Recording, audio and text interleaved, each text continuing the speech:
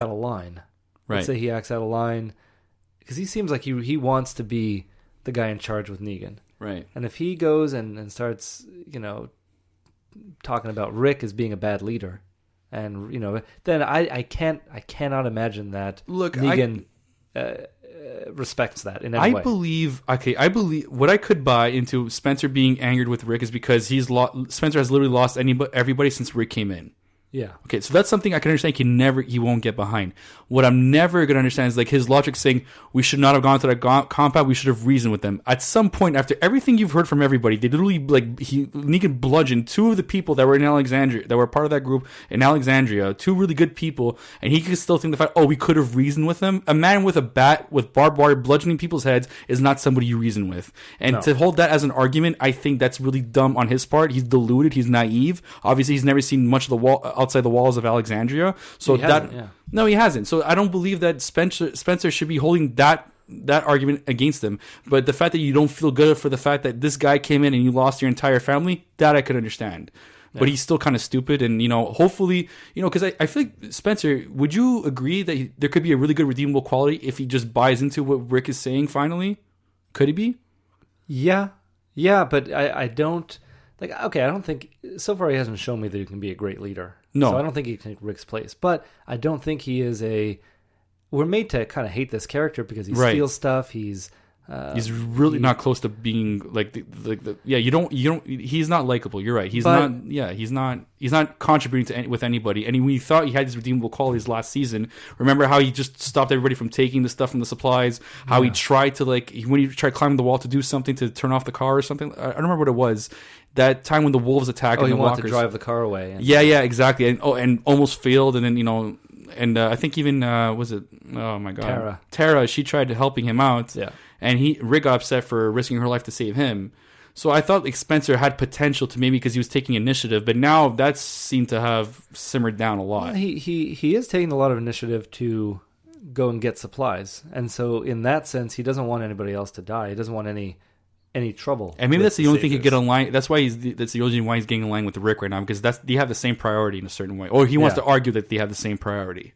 Kind of, yeah. Yeah. But I think, like you said, he lost his entire family in a very short amount of time. Right. And this is not an unreasonable way for someone to act.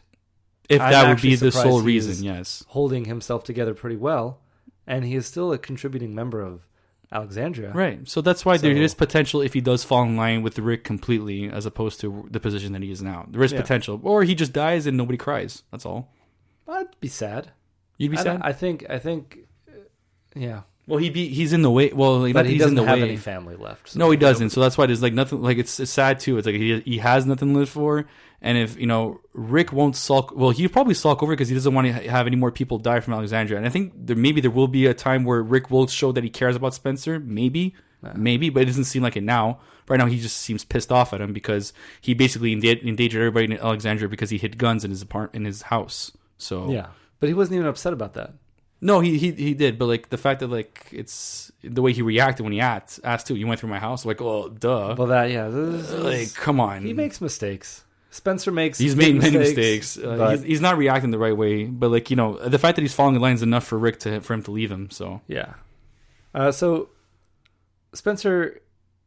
Oh yeah, because Father Gabriel gets out of the car and says he's going to walk back to Alexandria. Yeah, everybody just walks back to everywhere. We totally have a trip. Yeah, he has got I don't think he doesn't have a gun for sure. No, it doesn't look like he has his machete. So what is he going to do? Maybe he does. We didn't see it. It's like we had a close up on it. I think that's the thing the show lacks a lot is close ups anyway. So, Spencer now gets out. Now you got to help me out here because Spencer also gets out of the car. Yes, with a determined look to go in a certain direction and leads to something somehow. Sudden urge to just run to the woods. Now, I had no idea what was happening here. It seemed to me that he either had this revelation or he was going to go and kill Father Gabriel. And I really thought with the music picking up and the way he ran into the woods, I assumed he was going to run into the woods, run in front of Father Gabriel through the tree line, jump out and kill him. Well, that would have been something. I would have hated him even more. That would have been that would have killed his character for sure. You would look forward to him dying, but no, instead it leads to nothing. But why did they do this? Well, I don't know. It's like he had a. I was going to mention this vision. Actually. So of the things I hated. He knew there was something in the woods. He runs in. He's like, oh, There is a walker up in the tree with a crossbow. But the funny thing is that like I thought like maybe upon the second time watching it, I thought like maybe I missed something the first time watching, was that like he remembered something about, I don't know, whatever it was, that there was a certain spot, a certain cache spot, and maybe because Eugene highlighted it or something, maybe, and he remembered and he went. Maybe that's what it was, because I don't know where they were going in the first place. Was it to follow Rosita and Eugene? They were looking for supplies. Okay, so maybe he did. So maybe arguably he saw where Eugene wanted to go for supplies, and that was one of the spots. But it was they were driving somewhere, and that had to have been it. No, but Father Gabriel told him stop the car right here. It was just happenstance. Yeah, that's true too. There. Yeah, you're right. So no, then my argument doesn't work here. Then I would say, okay, well, then I tried looking for it on the second time around. Did he spot that from far from where he got out of the car?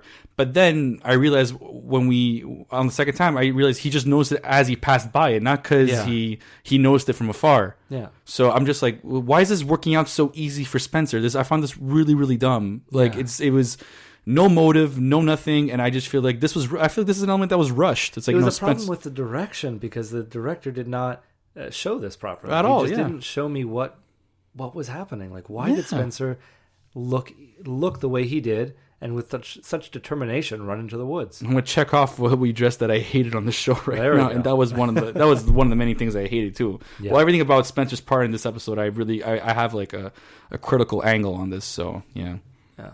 Oh man, but anyway, let's move on a little bit from there. Now, where are we?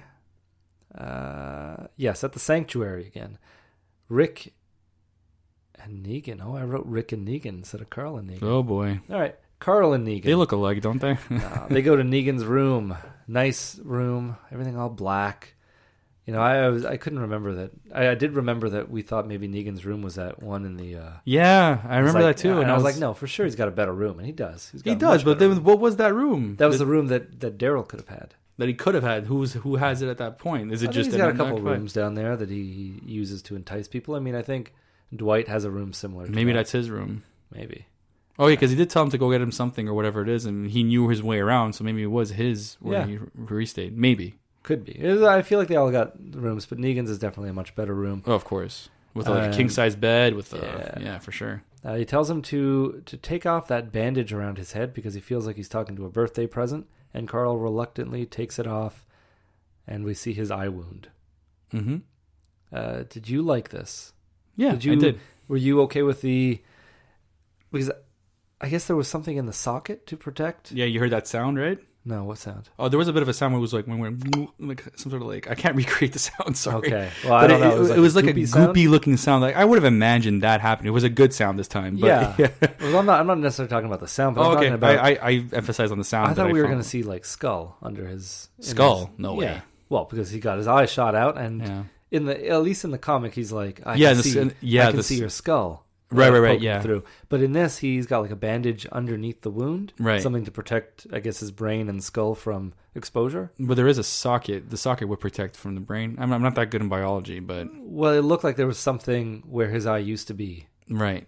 Like some weird bandage, like something gray with lines or something. Like it was underneath. Yeah, maybe. And it didn't look like part of a human body.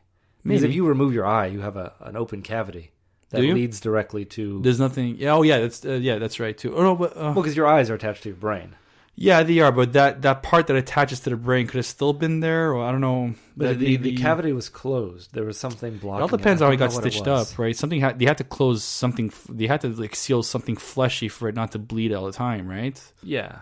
So, but yeah, it could be something unnatural, but not a part of his body, probably not a part of the human anatomy that would actually, that would. Like he doesn't have a hole there. He's got a missing eye and something. I don't know. I don't know what it was, but I was a little disappointed with it. Oh, were you? I find it look good. It was fine. Yeah, maybe once I understand what's there. But Negan is ecstatic over this though, and he cannot contain himself. He goes on about how it's disgusting, and that he wants to touch it. He asks if he can touch it. He's got a huge smile. He usually has a smile on, but he's got an extra big smile on. Carl begins crying. Right. Which I liked. I feel like Chandler Riggs was at the top of his game for acting here. Yeah. I feel like it was good. This scene I liked. So that's why I say I'm on the fence on this episode, because there's a lot that I liked. So you liked this scene. Did you like because this is when Negan shows some of his humanity. Some of his humanity. Yeah, that's fine. He says it's easy to forget that he's just a kid and that he was just screwing around. He genuinely seemed pretty bad about this. Yeah. He says he shouldn't cover it up, and it looks rad as hell. And he may not be hit with the ladies, but no one is going to screw with him looking like that. And he really takes some dramatic pauses when he says this. It looks like he is genuinely upset. Yeah. He sighs. When somebody knocks on his door, he doesn't answer right away. He just kind of sits there wishing that this he went about this had gone better. differently. Yeah, they went about it better, yeah. And then he angrily calls him, like, yes, like, what is it? Or come in, or whatever he says. So do you feel like he was being genuine here? Like he actually felt bad? Or do you feel like he was just being sarcastic? I do. And like this to say, like, when we were defining the fact that, like, what I hated that he did at the beginning of the episode, what he said to Carl, I don't feel like that would have taken away anything from here. I just feel like, and I do like the villain, that he could be, he could have this humility. Yeah. And that's fine. I get that. But like I said, when we argue back to what we disagreed on, it's just, I feel like that, to me, the way I perceived it, like, it's, there's, I knew what his intentions were the whole time, and that took away the suspense and intensity what this potential episode could have been, like, in terms of, like, the tone that it could have had. Yeah, but at this point, like, now you kind of see there's maybe a different outcome for what the relationship they're building between Carl and Negan. But that could have still been there the whole time. That's fine. All right. That's what I would argue. That's why I don't like that line in the beginning. Okay. All right. Well, you didn't have a problem with this, so I'm okay with you then. Because I like this line too. I didn't. Me too. No, I did like seeing that part, because I feel like, we're talking about realistic villain right now, but, like, for the most part, for what I feel like Negan should be intimidated, I don't find it realistic. When I see him act, like he wants to, like, he wants to be, he wants to empathize with Carl, then fine, that I get. But when he's being the villain, I really feel like, he's not being a convincing villain. Okay. That's what I feel. All when he's supposed to be intimidating, because I feel like, we'll go about it, like, at the end of the recap, because I feel like I have a bit of a theory of what I want. I found him intimidating because he's joking around 80% of the time, but when he gets serious, he gets pretty serious. He's like, he's always telling him, he's like, take that bandage off. I want to see what Grandma got me. Carl doesn't want to do it, and it's like, 2 men. You killed 2 of my men. And then it gets a little more intense. That's scary. Carl's like, I want more, like, speak when you're spoken to. That was like, oh man, that's scary. Oh, that's like, that's very staggering. That's very abrasive, very boisterous. That's what it, but, like, he could have done that here. It worked too here, but, like, no, could I say he's intimidating as he was? No. The tones that he took in episode 1 are all gone compared to what he's intimidating everybody here. Yeah, he's become exactly. He's becoming more of a jester, if anything. He's more like a Well, you need him to kill someone else. He's gonna kill someone. But it's not even no, because you keep bringing that up. I don't feel like he needs to kill somebody else, but make it look like he could play with the fact that he could. Okay. And as much as he's swinging that bat around to make it look like he is, I know he's not. I know that he's not. Okay, so that's why that's why it's frustrating for me. All right. So they're interrupted by one of the saviors, who brings up Lucille, which Negan forgot in the truck. He messes around with the guy, breaks his balls, as he says it. He asks him if he treated Lucille like a lady. Play with the pussy.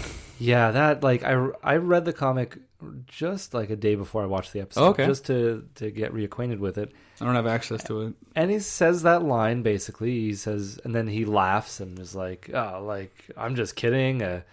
A baseball bat doesn't have a pussy, and he laughs about it. And that did not translate well to me at all in a television show. Did it work for you? To me, it seemed like, this is weird.